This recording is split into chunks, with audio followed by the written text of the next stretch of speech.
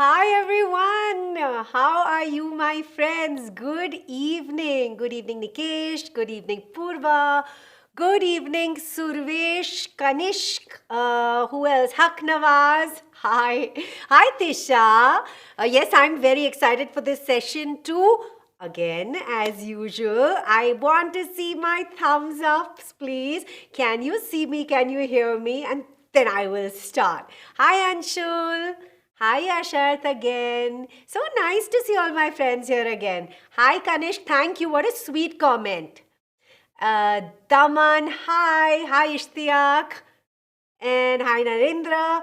Okay, so Papiya says hi ma'am, hi Papiya, and she gives me lots of thumbs ups, which means I can be seen and I can be heard. So a very, very, very warm welcome to all of you. Hi Shrishti, thank you for the thumbs ups also. Okay, so welcome to Byju's 8 to 10 Term 2 Civics discussion on what's the chapter for today? Well, I know that you know the answers written right here on my screen. Today we are going to be discussing political parties. Interesting chapter, no? Have you all, I'm sure you all have studied this chapter, right? By now, all of you all are like pros on it. Hi, Prabhud, you wanted me to take your name. Hi Adira, thank you. Hi Deepak. Hi Keshvi. Hi Bhagya. Yes, Bhagya, we are going to be studying political parties now. This is a very easy chapter, very interesting chapter. I'm going to skim through it, okay? And I'm sure that you will be able to brush up the concepts that you already have learned. So, I'm going to show you how we are going to proceed with this chapter, okay?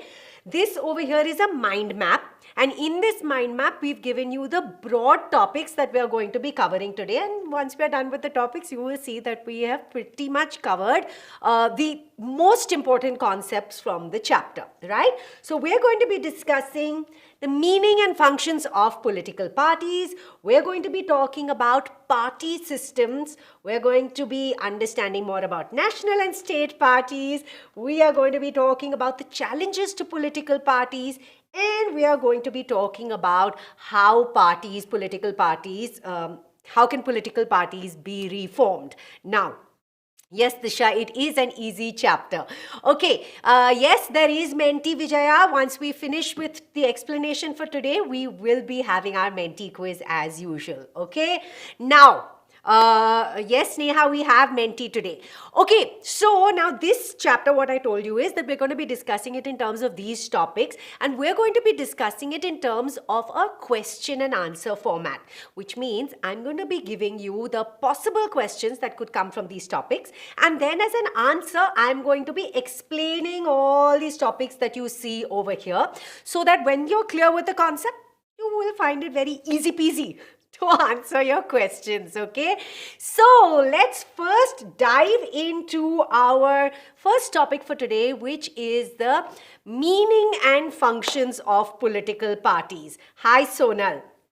Okay, now you might get a question, and I guess it's a very logical question since we are studying about political parties. You might get a question to ask you, what is a political party? Right now, this could possibly be a 1-mark question, right? Or it could be a 2-mark question also. See, in our CBSE sample paper discussion, I told you CBSE has already prescribed that largely we will have either 2-mark questions, 3-mark questions, or 5-mark questions. Now, when there are 2-mark questions, you have to give a minimum of 2 points as your answer.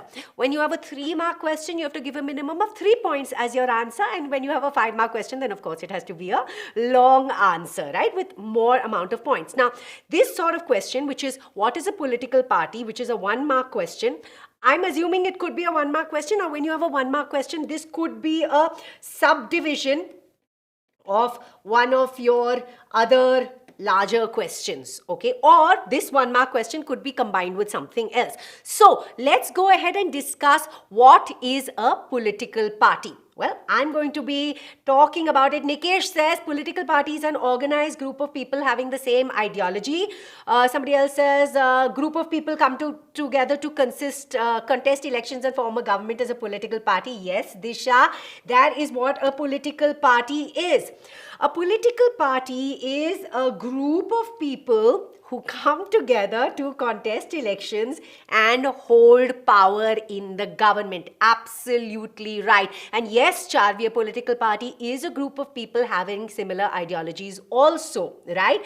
Now, in terms of a definition, this is pretty much the definition that you can put down of a political party if you have a question of 1 mark. But you could have a longer question asking you, explain a political party in terms of its meaning and its components. So this takes me to our next question, which is, what are the components of a political party? All of you who know the answers, what are the components of a political party?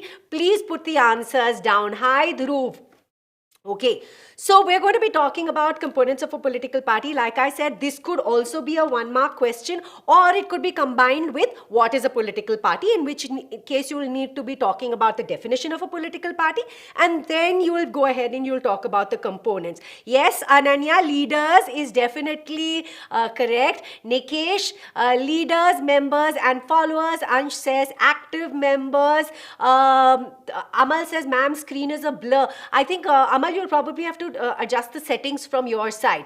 Okay, so talking about the components of a political party, the components of a political party is basically what a political party consists of, or who does the political party consist of. So the political party consists of, absolutely right, the leader, the active members and the followers. Okay, so it's sort of like a pyramid over here. You have the leader who is right at the top. Now, who is the leader?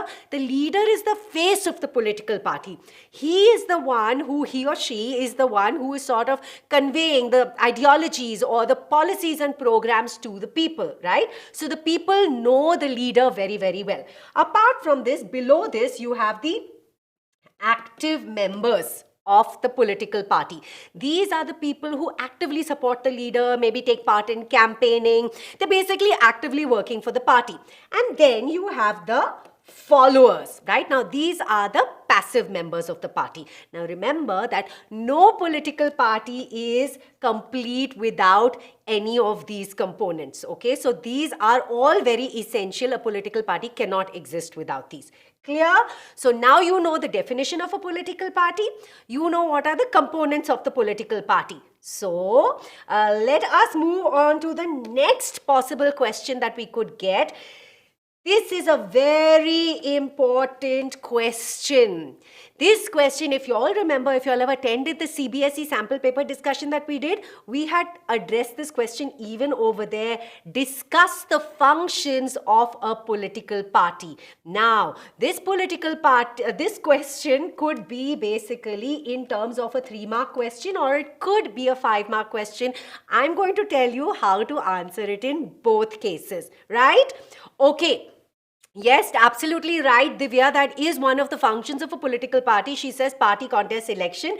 Disha says there are 7 functions, right? Okay, so yes, there are 7 functions of a political party. These of political parties, these are the 7 functions. Now, in cases you get a question of 3 marks saying, name the functions of a political party or discuss the functions of a political party, then you just need to put it in point form. In case of a 3-mark question, you could just choose any 3 points, minimum 3 points, and explain a little bit about it. But if it is a 5-mark question, then you're going to need a whole lot of points and you're going to need more explanation. So I'm going to go through this with you in detail. Okay, so first function of a political party, what does a political party do? It contests elections. We discussed this in the definition also. We said that a political party is a group of people that comes together to contest elections and hold power in the government. So in the definition, it talks about the function itself, right? So political parties, they stand for elections. If they win the election, then what does this party become? This party becomes the ruling party, and then this party goes ahead and forms the government, right? This we discussed in the definition itself, right? Next, what does a political party do? A political party makes policies and programs. Now, what is the need of these policies and programs? Why is this such an important function? Well, thank you, Abhishek. This is the only channel I know teaches social in English and not in Hindi. Just love your teaching, ma'am. Thank you, Swara. Okay, thank you, Ayush. All right, so what do we mean by a political party makes policies and programs? Well, why do we need these policies and programs? See, in a country that is vast, a country that is complex, especially a country like India, for example, if we're taking it into example, there are bound to be so many different opinions. There are bound to be so many different views, right? So what these political parties do is that they come together. It's a group of people who come together based on a certain ideology, and then they make these policies and programs based on these ideologies or these fundamentals, and this becomes what they are conveying to the public, that we are standing for this ideology, these are our policies and programs. Then we as citizens or we as voters, what do? We say, I like this policy or I like this program, I'm going to vote for this party. So this is how the voters vote for the party, and this is how the political parties basically put out their policies and programs. So this is a very important function of political parties. Then, political parties also make laws. I just told you that if they come into power, they form and run the government. So obviously making laws would be a very important function in terms of this. Now, these laws are generally discussed during the contested sometimes also in the legislative assemblies. But since most of the people over there in the legislative assembly are party members, generally the laws are passed. So very important function is to make laws. Right? Form and run government, we've already discussed. I'm not going to cover that again. Then, what is the role of the opposition? They have the function of the opposition also. So, opposition is that party that did not become the ruling party, did not have the majority. They became the opposition and they have a very important role. What is their role? Their role is to create this beautiful system of balance and checks on the ruling party. So, the ruling party cannot just do whatever they want. If the opposition feels that the ruling party is not doing the correct thing, the opposition has the right to protest, right? So this is the function of the opposition. And then political parties shape public opinions. We know that political parties are so very influential, right? In fact, most people, almost everybody knows about different political parties and relates to some political party or the other. This is why political parties are very instrumental in shaping public opinion. So they can actually sway the public in a particular direction depending on what stand they want the public to take. And in fact, if it's an issue that is important, they can even engage with some pressure groups and then sort of shape the public's opinion in this particular direction. So this is a very, very important function. And the seventh function is access to government schemes.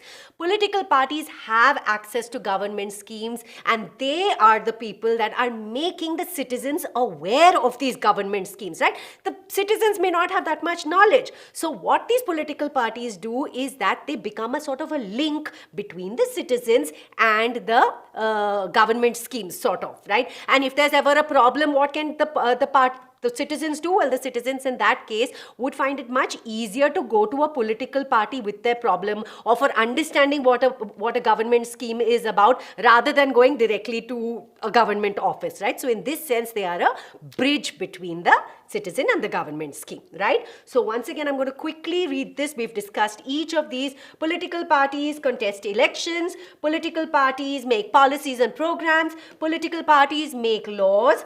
Political parties form and run governments. Political parties have the function of the role of the opposition. Political parties shape public opinions, and political parties have access to government schemes, right? Yes, Disha, it is easy to approach a party member rather than the government, and that is the idea, that they form a bit of a link over here, right? Okay, so this is in detail your functions of a political party. Now you are equipped to handle it, whether it is a 3-mark question or whether it is a 5-mark question. All right, now let's move on to our next question, which is what is the role of political parties in a democracy?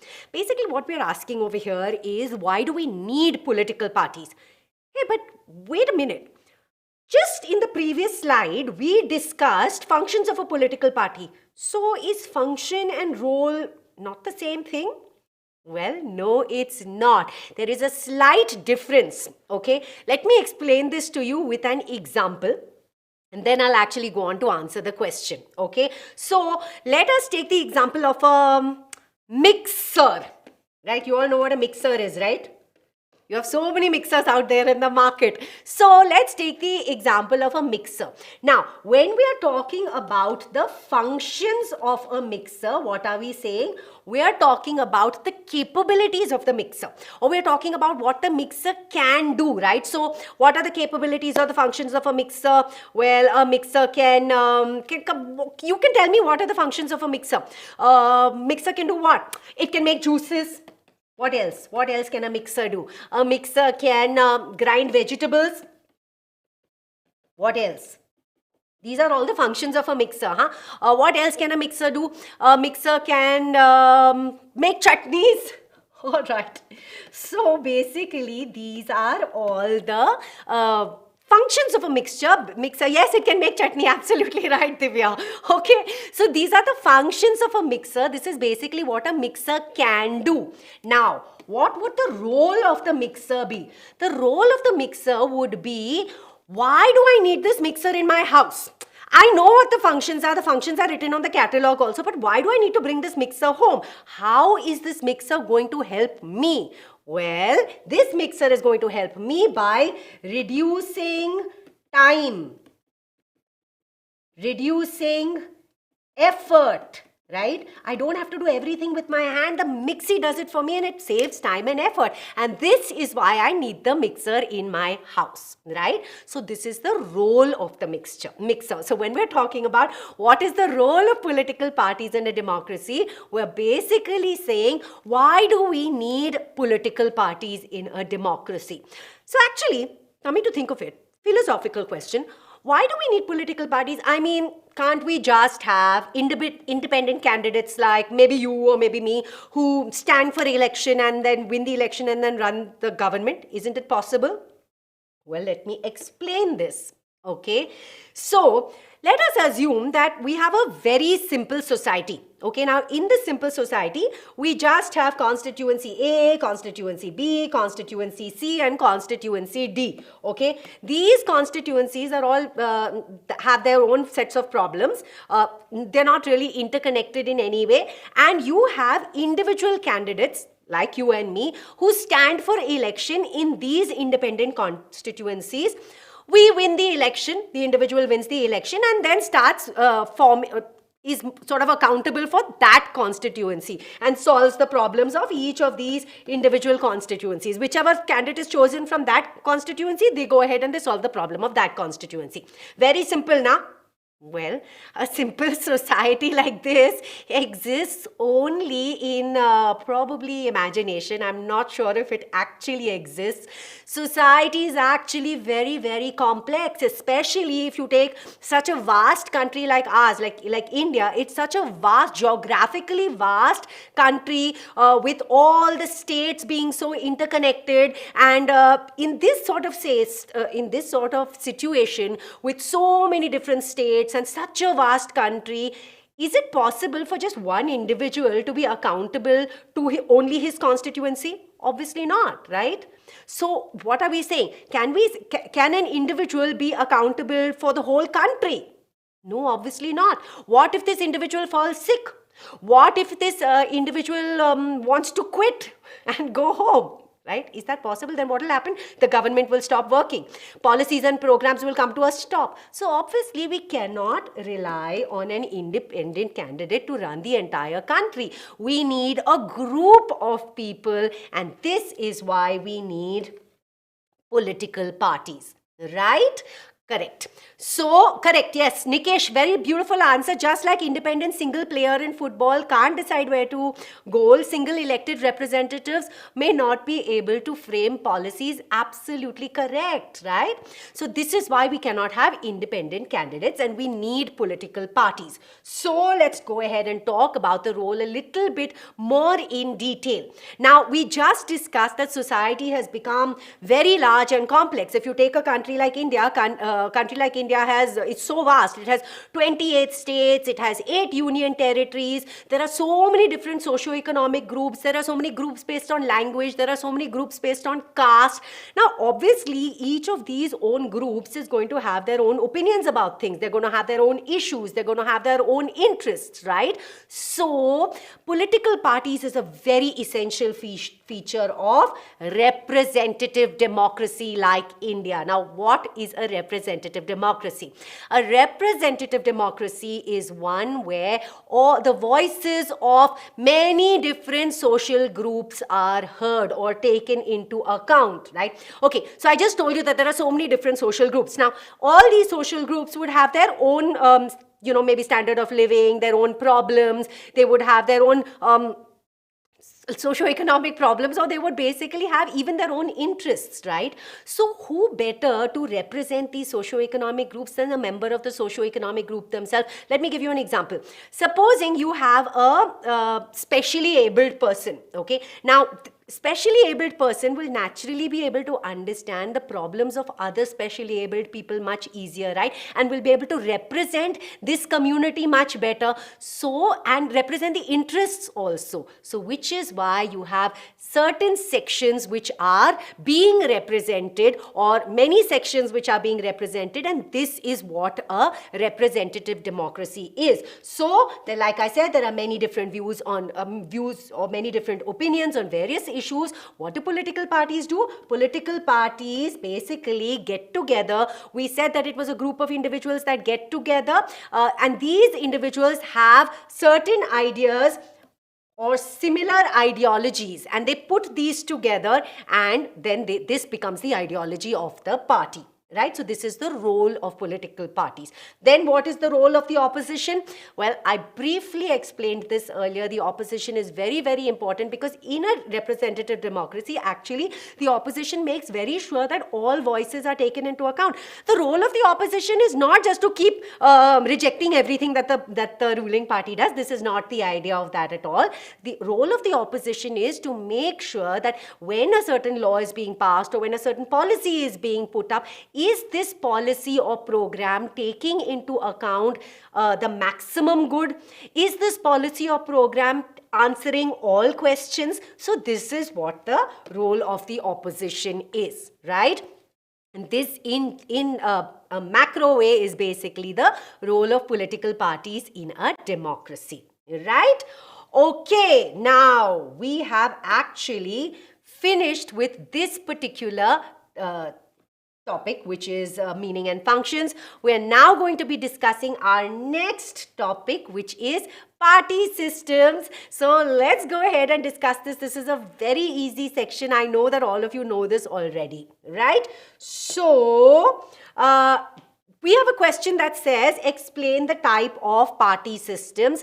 Very, very easy. There are basically 3 types of party systems, okay?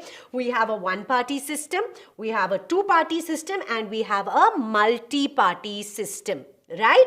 Now, I'm going to explain each of these in a short way, and I'm going to be giving you examples also. So this will become very easy for you, although I know you already know this, right? So let's go ahead and understand what is a one-party system. Now, a one-party system is where only one party is allowed to control and run the government, which means that it is the same party that keeps coming into power all the time. So other parties are allowed to contest election, but they almost never win over here. So pretty much this is the same one party that is coming back again and again and again, and this is why this is called the one party system. Right? Kanishk has already put an example saying China and Syria. Yes, that's absolutely right. All right. Two-party system is when we have power changing between two main parties. It is these two main parties that are constantly taking turns to come into power, right? Again, there could be other political parties, and those political parties could contest elections, but is generally one of these two parties that is coming to power, and this is what a two-party system is. Right? Let's move on to a multi-party system. Multi-party system, yes, Vaibhav, India is a multi-party system. Multi-party system is where there are several parties that can compete for power, and you can have more than two parties which have a chance of coming to power. I'm going to explain this. Let's first talk about examples of each of these kind of party systems. So one party system, yes, I saw a lot of people saying China. China is absolutely right. In China, we have the Communist Party of China that generally comes to power. It's called the CPC, right? Or the Chinese Communist Party, basically. So this is a one-party system. Then two-party systems, you have USA and UK. And for example, in the USA, you constantly have either the Democrats or the Republicans, and this is a two-party system. And multi-party system, we know, is definitely prevalent in India. So meaning of a multi-party system, again, is where there can be many parties that contest elections, and you can have more than two parties coming to form the government. Now, in terms of a multi-party system, there are two very important words that we need to understand, or terms that we need to understand, and these are alliance and coalition. Both of these terms basically mean that political parties come together. But in alliance and coalition, actually, they're both coming together for very, very different reasons. Let me explain these two terms for you. Let us first talk about an alliance. Alliance is a is a time when political parties come together, but here they are coming together before elections, right? They are coming together to actually contest elections and win power. Right? Now, the way you can remember this is that A comes first. So, alliance basically comes before elections, right? Alliance comes before coalition. This is an easy way to remember it. Now, what do I mean to say that they come together to join hands for winning the elections? Okay, let's say that we have a particular political party that wants to take part in elections from a particular state. Now, they don't have much influence in the state, okay? So, what do? They say, we don't have much influence over here, but we can join hands with this X party. This X party knows the people of this state very well, and if we join up with this party, then definitely we'll have a chance of winning the election. So these two parties will join up, and then they will contest election together, and from the voters' point of view, we say, these two parties are the same party, and we will vote for the party. Right? So this is what an alliance is. There are some examples of alliances over here: NDA, UPA, Left Front, etc. So alliance. Alliance comes before the coalition or before the elections. Right? Now coalition. Coalition happens afterwards. C comes after A, so coalition happens afterwards. It happens basically after the elections are over. Now, coalition is formed when there is no party that has a clear majority, and so you could have 2 or 3 parties coming together to get the necessary seats in the government, and this is how they form the government. Okay, so this is the difference between alliance and coalition, and they are both very, very important terms in terms of a multi-party system, right? Yes, I see a lot of examples, NDA and UPA alliances in India. Aryan says after the election. Manasa says no proper majority. Yes, absolutely right. I see that you all have concepts down very, very clearly.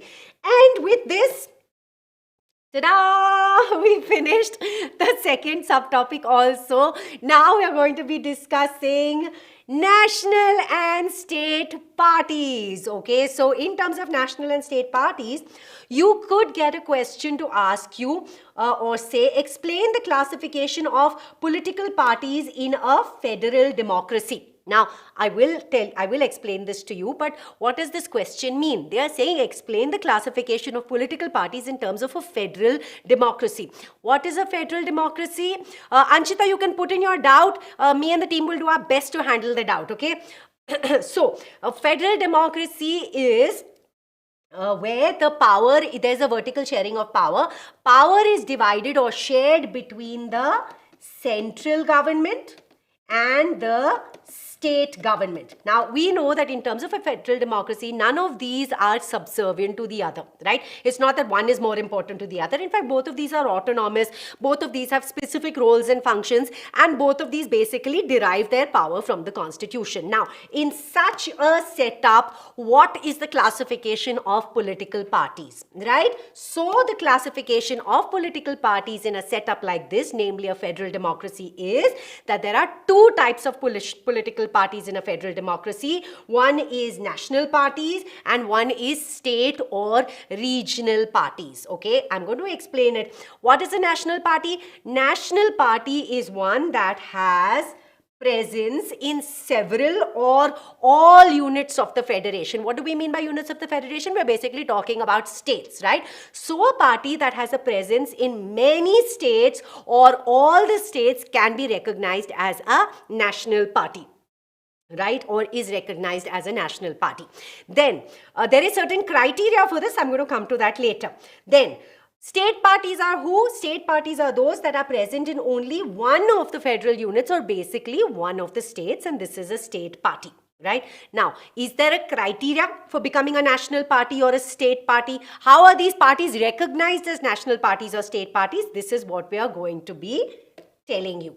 So, you may get a question to ask you, what is the criteria for a political party to be recognized as a state party of India? Well, for a state party in India, first of all, what do they need? They need to have 6% of the total votes of the legislative elections assemblies of the legislative assembly elections of a state. I'm stumbling over my words, sorry. So they need to have 6% of the total votes. Supposing there are 100 people who have voted, right? Out of 100 people, they should have at least 6 of these votes, and this is what is meant by 6%, right? But we're talking about the people only of the total number of people that have voted. 6% of the total number of people that have voted, correct? Now, apart from this, they also need another criteria. What is the criteria? They need at least 2 state seats in the legislative assembly.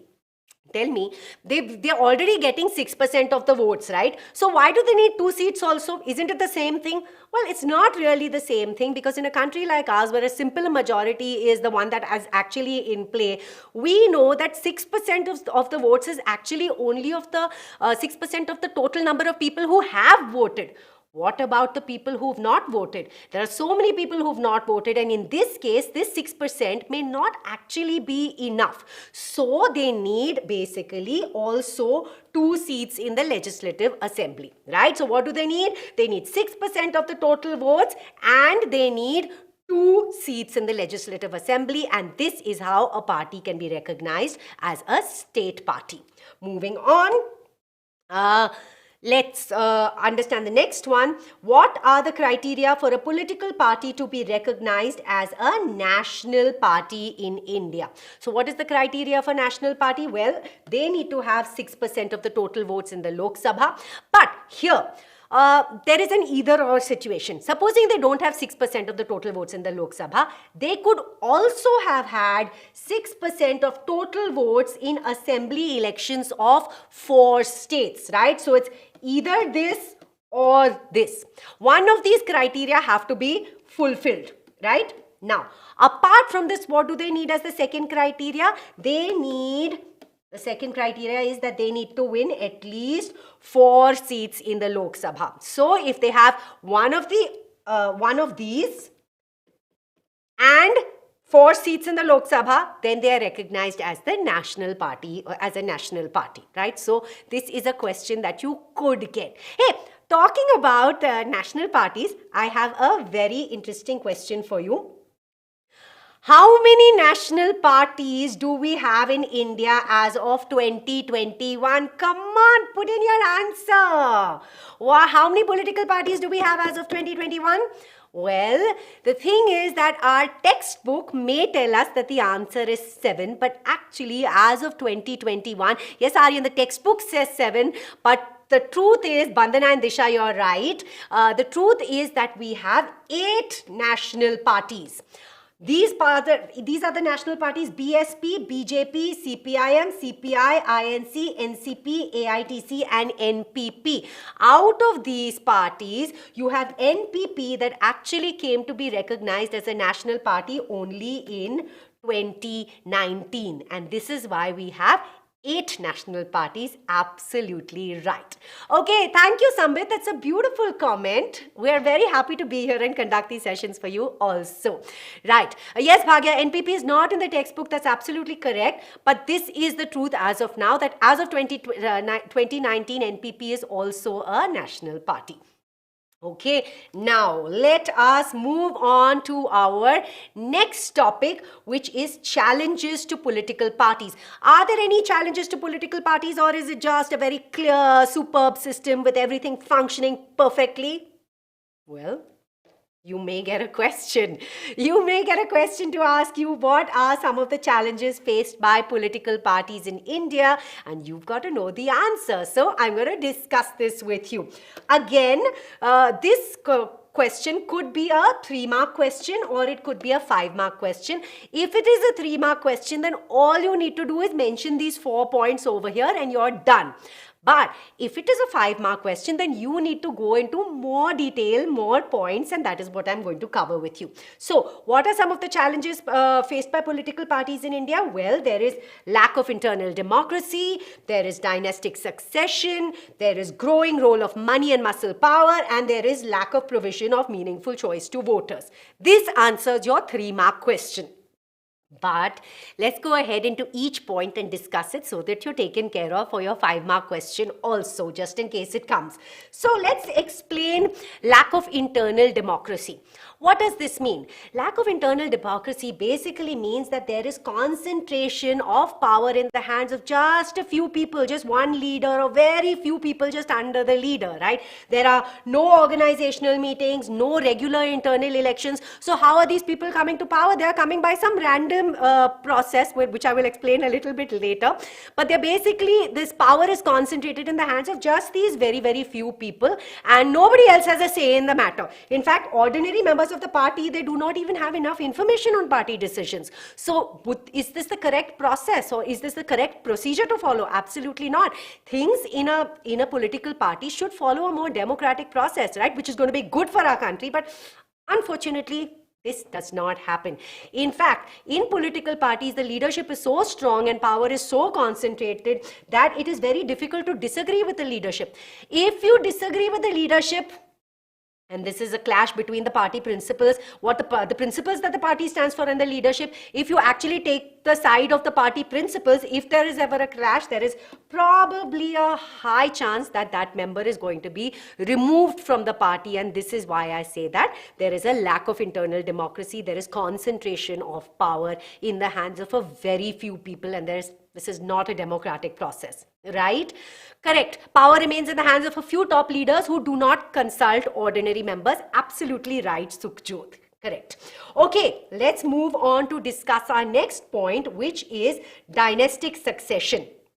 So dynastic succession is actually quite linked to our first point of internal democracy. I spoke to you that in an internal democracy, a lack of internal democracy, I spoke to you saying that there are very few people, or power is concentrated in the hands of a very few people. Now, why is it concentrated in the hands of these few people?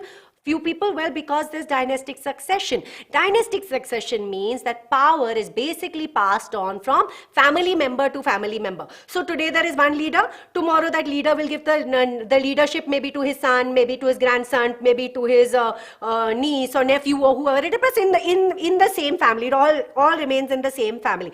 Is this a democratic process? No, it's not. Is this good for the people? No, it's not. Obviously not, right? Because what does this mean? This means that certain people who are actually very deserving, they don't have a chance to come to the top or come to power positions of leadership. Why? Because they don't belong to the same family. Isn't that absurd? But it happens, right? Or on the other hand, there are people who are not deserving at all, but these people come to positions of power. So this is obviously very harmful for a democracy. It is not good for us because people who have no experience are coming to power, and this is one of the challenges also to political parties, right? Yes, Bandana, it is not necessary that they are deserving. Absolutely right. Okay, then let's move on to the third point, which is growing role of money and muscle power. Now, what does this mean?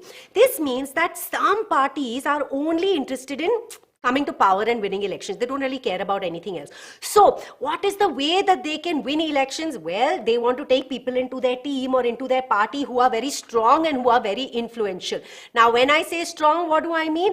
This is what I'm talking about, muscle power. Muscle power means that these people probably maybe belong to criminal backgrounds and they have a lot of influence with the people, which means that they can get votes even by force. Is this the correct thing? Absolutely not, right? So they also nominate candidates who can raise a lot of money for them, right? Money is important, but what these people do is that when lots of people put in money into a party, okay, eventually at the end of the day, it is these rich people who then basically want to control the policies and programs. So this is not a very democratic process either, right? It is not correct to either hire people from criminal backgrounds, and it's not right to hire people without any merit or without taking an alignment of policies and programs and just taking them into engaging them in their party for the sake of money, right? So this is the third reason. And let's move on to the fourth one. I'm not able to see the comments over here, please. Can I just have the comments being able to be seen clearly, please? Yeah, okay. And then the fourth one is lack of provision of meaningful choice to voters. What does this mean? Why is it that voters in India, especially, for example, we have so many parties, right? But we don't have a choice. What does this mean? Well, what do voters want? Voters want parties to offer a meaningful choice. I told you, in a representative democracy, voters should have the choice of voting for a party that best suits their interests or best suits their issues, right? But in a place like India, even though there are so many parties, if you actually go down to it and you actually understand the ideologies of these parties, you will find that most of these parties have very few ideological differences, meaning they're more or less same in ideology, they're more or less same in fundamentals. So then where is the choice for the voters, right? Even in terms of economic policies, there's not really much choice. They're all pretty much saying the same thing. So where is the choice? People who want a different choice or different policies, there are no options available. And this is what is meant by lack of provision of meaningful choice to voters. Also, if you think of different leaders, right? What is happening? You have the same set of leaders that are being recycled from one party to the other constantly. So you may vote for a leader, you don't like that leader, but eventually tomorrow you want to vote for another party and that leader has shifted to that party. Where is the choice over here, right? Because it's the same set of people that are circulating. Right? So this is what is meant by lack of meaningful choice to the voters. And with this, we have effectively covered all 4 points of what are some of the challenges faced by political parties in India. Can you please tell me whether you have to learn state parties? Well, it's a good thing to learn it. We're going to be covering I've already covered the national parties a little bit. In fact, talking about the national parties, I will tell you that we saw a whole lot of symbols of the national parties, right? Now, in terms of the national parties, they all have different ideologies. They all had different symbols, which I did not discuss with you over here. These you will find in your textbook. So please definitely go through these different ideologies of the national parties, and it would be a good idea for you to go through the state parties also, because you never know where you're going to get the question from. From our side over here, what we've done is we've not gone too much into detail. We focused on the more important topics that we thought were more important over here, but learning is always a good thing, so please go ahead and learn it for sure, right? Okay, and with this we have finished challenges to political parties. Let's move on to our last one. You want the last point again, Amal? The last point is basically, I'm showing this to you, Amal. The last point is lack of provision of meaningful choice to voters, which means that even though there are a lot of parties, there are very few fundamental differences between one party to the other, and so the people do not have much of a choice, right? This is the last point. And with this, we are going to move on to the last topic for today, today, which is how can parties be reformed? So we've spoken about the challenges, but is it all dark news or is there some good news also? Well, there are some reforms that have been put down. We've got a question that you may get to say, what are some of the measures introduced in India to reform political parties? Reform means make things better, improve. Right? So this is basically improving on the challenges that are faced by political parties, right? Yes, Anushka, you will need to learn the name of political parties. It is a little helpful, definitely. Depends on how much time you have and at what stage of learning your syllabus you are at. We are focusing on the most important topics, so this is definitely the largest chunk of the chapter, but anything extra that you have time to learn, it's always a good thing, so please go ahead and learn it. Yes, Chitra, we are coming to Menti. Yes, Mirza, we will come to Menti. Let me just finish this last section, okay? Thank you, Niba. She says you're the best teacher of SST. I love learning SST from you. Thank you so much. Ma'am, you make SST very, very easy. Thank you, Disha. Okay, what are some of the measures introduced in India to reform political parties? Well, there are reforms at 3 levels. These are the Constitution Amendment, there is the Supreme Court order, and there is the Election Commission's order. What do each of these say? The Constitution Amendment means that there has been an amendment or a change in the Constitution to be able to reform this political party system or the challenges of the political parties. Now, you know what used to happen? Do you know what defection is? Earlier, there used to be political parties who would get votes, they would get power in the government, and then as soon as they come and they get power or they win, what do? They change their party. Now imagine this, me as a voter, I have voted for that particular candidate or that particular party because I like the ideology of that party, right? And now as soon as this person has got power, what is this person does? He's changed his party, so the person that I vote for has changed his ideology. Is that fair to me as a voter, right? No, it's not. So this is what defection is, and Constitution Amendment is basically the amendment that is put in the Constitution or the reform that is put is basically anti-defection. Now there is an amendment, or it is written over there to say that if any MLA or MP changes their parties after coming to power, then he or she will lose their seat in the legislature. And I think this is an excellent move, because at least who we voted for and what we voted for, if that person comes to power, should remain the same, right? So this is the Constitution Amendment, and this is great news, right? Next, we have the Supreme Court order. What does the Supreme Court order say? Supreme Court order has made it mandatory or compulsory for every candidate who is contesting in the elections to file an affidavit giving details of his property and criminal cases against him, which means he has to declare what are all his assets, he has to say what is all my property, and we will get to know whether he's actually a gunda or a criminal or something of the sort. So what does this mean? This basically means that this order gives me, a voter, more information about the candidate that I am voting for. Right? So this is again very, very important. And the third is the Election Commission's order, which has made it necessary for political parties to hold their organizational elections and file their income tax returns. Now, hold organizational elections obviously is to bring about more equality or more democracy in the party, because I just told you that sometime back that there is lack of internal democracy and power is concentrated in the hands of a very few people. So this Election Commission orders actually to take care of that.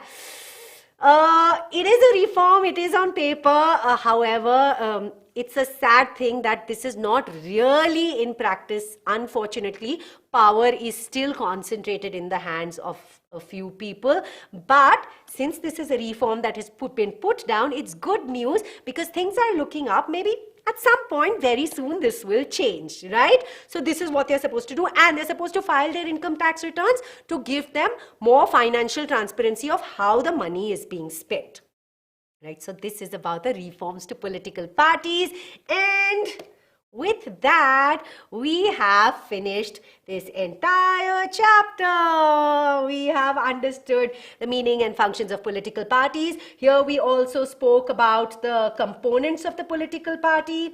we spoke about the role of the political party also.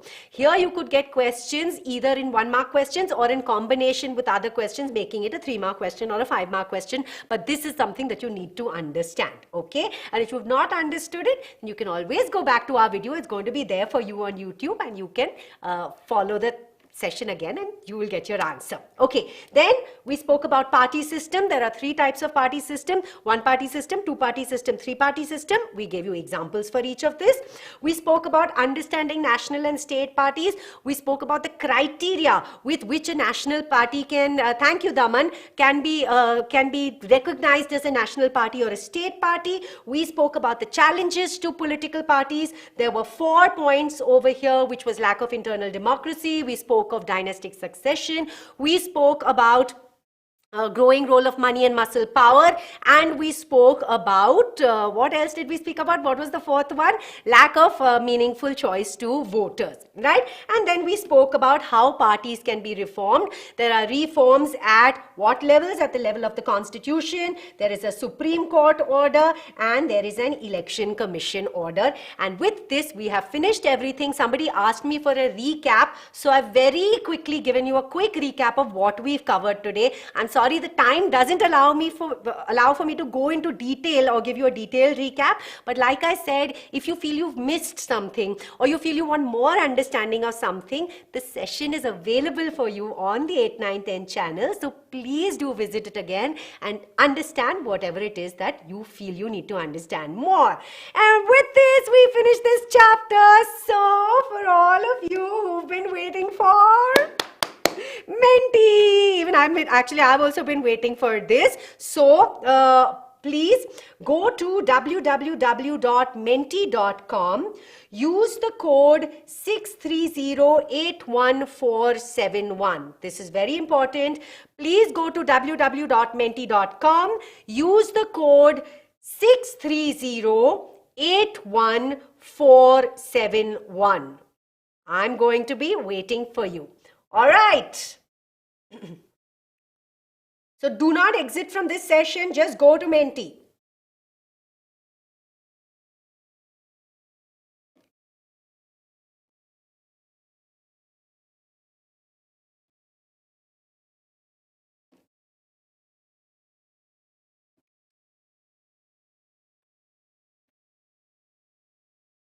All right. Has everyone come to www.menti.com? Have you put in the code? Sukhjot has given me some very nice comment which I saw, but now it's lost over here. Jayveer says, ma'am, but today's political parties is like that. Only somebody's becoming. May I have that comment of Jayveer coming up, please? The person who is not deserving, that is becoming the president, prime minister, etc. It's corruption. What's the change? Yes, Jayveer, that is true, but this is the reality, but it is changing, right? Slowly but surely things are changing, and the reforms that we spoke about will also help, right? Sambit says, very nice explanation, ma'am. Now I'm confident about this chapter. Thanks a lot, Baijus. Thank you, Sambit. And Sukhjot says, ma'am, I'm grateful for your support. And again, I lost that comment. I'm really, really sorry. But I know that it was a very good comment, right?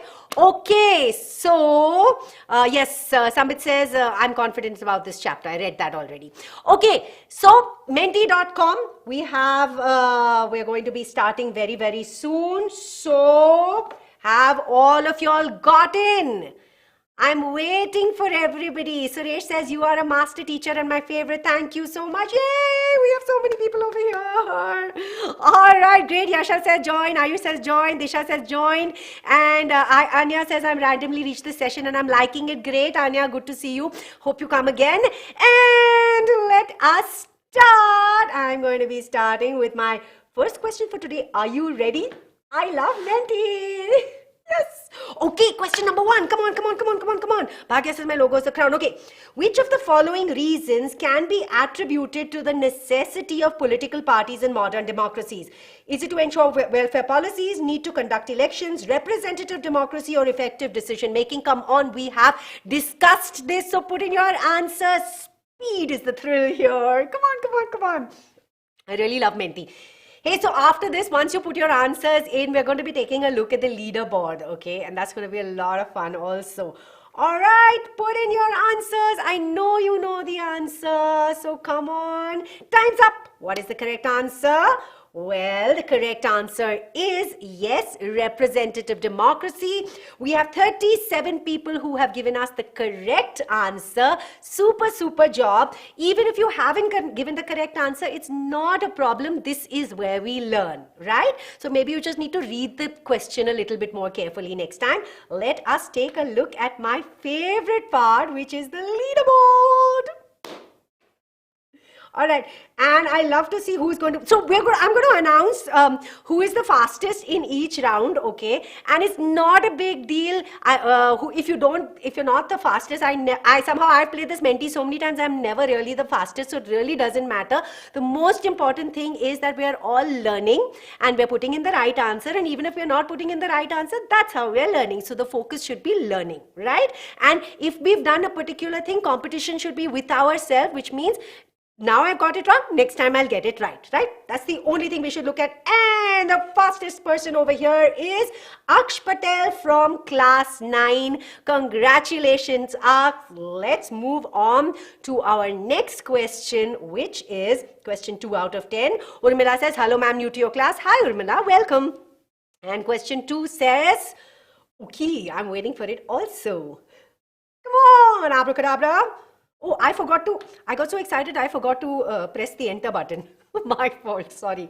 Which of the following necessitates the reason to the emergence of representative democracy? Is it welfare programs, complex social structures, conduct elections or decision making? We just learned about this. Come on, you know the answer. I know you know the answer. Please put in your answers super, super fast. And Anshita says, Papiya, I am also 34th. It doesn't matter. The position doesn't really matter as long as we've learned, right? Okay. And then, time's up. What is the correct answer?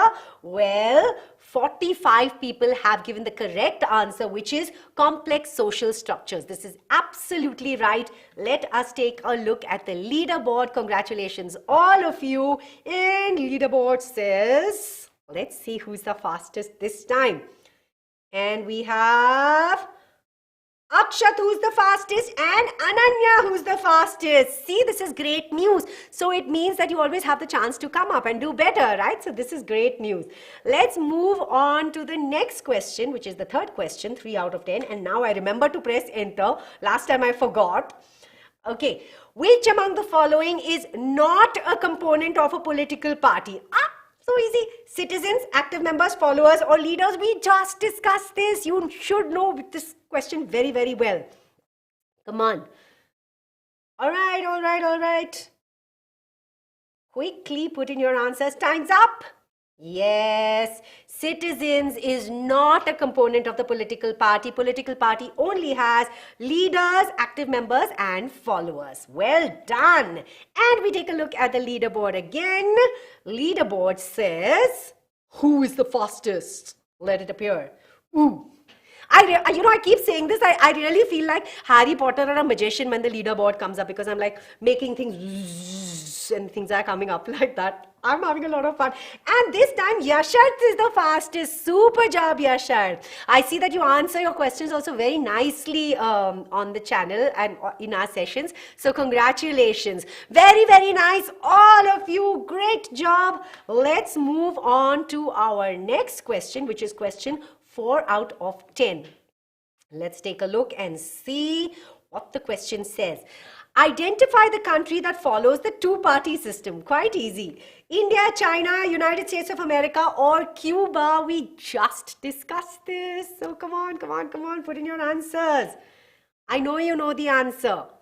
Right. What is the answer? Time's up. Yes, 89 people have said United States of America. That is absolutely right. We spoke about the two major parties, which is the Democratic Party and the Republican Party, that mainly come to power in USA, and this is the correct answer. Let us take a look at the leaderboard again. Yes, UK is also correct, but UK was not given to us as an option over here.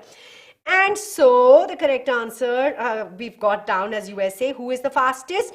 FZN is the fastest. Super job. I love the fact that right now we have different people coming up as the fastest. So this is great. It means that your speed is improving, and obviously you know it so well that you're able to put in the answer the fastest. That's very, very good. And all of you who got it correct, great job again. And if you didn't, no problem.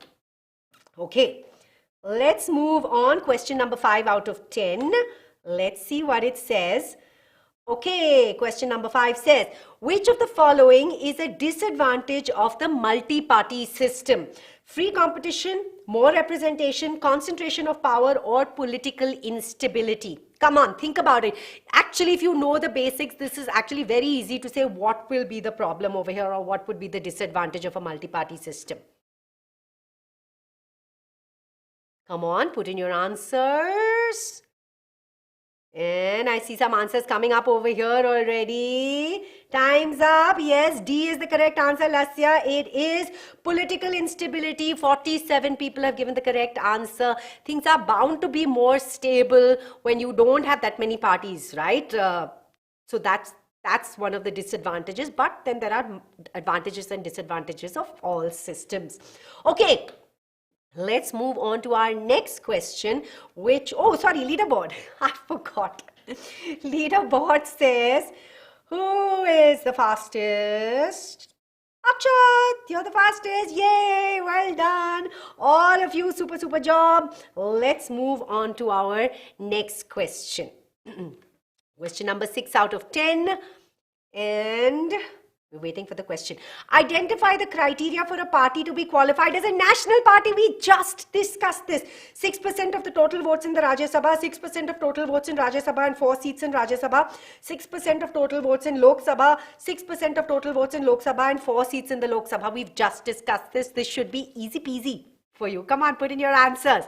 Quickly, quickly, quickly. Keshvi is saying D, Bhagya is saying D, Sambit is saying D. Well, we shall see. Yes, time's up and correct. The answer is D. Easy peasy, Yashart, absolutely right. 6% of the total votes in the Lok Sabha and 4 seats in the Lok Sabha is absolutely correct to be recognized as a national party. And for a state party, I told you it's 6% of the total votes and 2 seats in the Legislative Assembly, right? Okay, I'm just giving you a quick recap, okay? Actually, it was not needed. Okay, next, leaderboard. Leaderboard. And what does our leaderboard say? Come on. Sanvi is the fastest. Yes, Sanvi. Very good. Very well done. Congratulations to all. KR sister says, hi ma'am, I'm a new student. Hi, welcome. Always good to have new students here. And welcome my old to 7 out of 10. Let's see what the question says. All right. How many national parties are there in India? We just learnt about this. 5, 6, 7 or 8. Quickly. We know what the correct answer is. Should I give you a hint? Should I give you a clue? Okay, I won't. I won't. Well, go ahead. Put in the correct answer. The correct answer is... Yes, the correct answer is D. It is, as of 2019, it is 8 parties, right? So in 2021, we have 8 national parties. Absolutely correct. And let us take a look at the leaderboard once again. Leaderboard.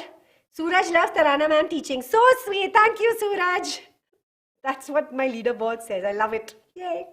Okay, Kashif is the fastest. Very good, Kashif. Congratulations. I love that I'm seeing different names over here being the fastest. Great job, all of you, truly.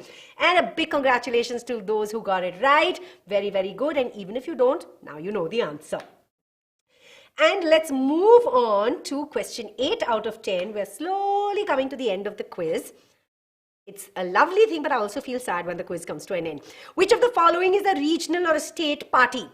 Indian National Lokdal, Bahujan Samaj Party, Bharatiya Janata Party, Nationalist Congress Party. Well, quickly go on. I discussed the names of the national parties with you. I read out, right? So you should know which one was not on the list. Ankita has already put in the answer. What she says is the answer.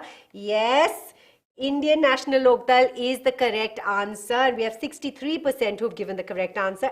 So 63 people who've put in the correct answer. Very well done. Yes, Indian National Lokdal, Yasharth. Correct. And leaderboard. Akshat is the fastest again. Very well done. Congratulations. Let's move on to our second last question, which is question 9 out of 10.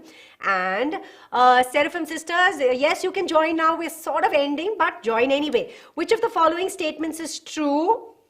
Lack of internal democracy is a challenge faced by many political parties. Dynastic succession within parties does not affect democracy. A country with a two-party system cannot be considered democratic, and political parties are incapable of shaping public opinion. Put in the correct answer. I know that you know the correct answer. Put it in. Ankita says A. Yashar says A. Aradhya says A. Let's see. We will see. Time is up. And the correct answer is A, absolutely right. 67 people have given the correct answer. Let's take a look at the leaderboard. Ooh. I should like wear a hat and like hold a wand or something also over here. No, it's like makes me feel really good. Okay, fastest is Winter. Congratulations, Winter. Congratulations to all of you who gave the correct answer. And again, no problem if you didn't. And we have our last question, which is 10 out of 10. And let's see what the question says. Which of the following was an order given by the Election Commission of India? Is it internal affairs of parties have to be regulated by a central agency? It is mandatory for parties to give 1/3 of the total tickets to women. Elections should be state funded, or political parties have to hold organizational elections. I just discussed this. Yashi says, ma'am, love your teaching and Byju's is the best. Thank you very much. And due to network issue, I'm now in 15th place. No problem, Yasharth. It's really not about the position. It's about how much we're learning, right? And you're learning very, very well. So that's good. And time is up. Ooh. And, well, the correct answer is political parties have to hold organizational elections and they have to basically file their IT returns. That is what the Election Commission's order is. This is the correct answer. 28 people got it right. Let us take a look at the leaderboard. Ma'am, please start 9th class SST and don't ignore me. Nibha, how can we ever ignore you, Nibha? And you will be posted when we start our sessions, most definitely, okay? And the leaderboard says Suraj Loves Tarana ma'am teaching has the highest number of points. Superb. Congratulations to you. Congratulations to all of you. All of y'all have done a super, super job. I know that y'all are going to max all the questions from this chapter. It's actually a very easy peasy chapter, as my students keep telling me. Easy peasy is a new word I've learned. So I know that easy peasy for you. You will be able to crack all the questions. And if you ever have any doubts, you can always refer to the videos that we have on the app, or you can revisit this session on YouTube, right? So, like I always tell you, we have you covered all the way. We had you covered in your term 2 exams. We had you covered in your term 1 exams and now in your term 2 exams. Attend your free trial classes, please. This is very important. The link is in the description box. Attend the classes. It will be very, very good for you to brush up concepts. And we have an upcoming session. Thank you, Abarna. She says super session. We have the next session on the outcomes of democracy on the 4th of February 2022. This is at 5 p.m. So please make sure that you attend, because again, revision is always a great thing, right? Anuj says liked it. Thank you very much. And like I said, we've got you covered all through. So stay connected, keep attending all the sessions, and all the best for your exams. Thank you.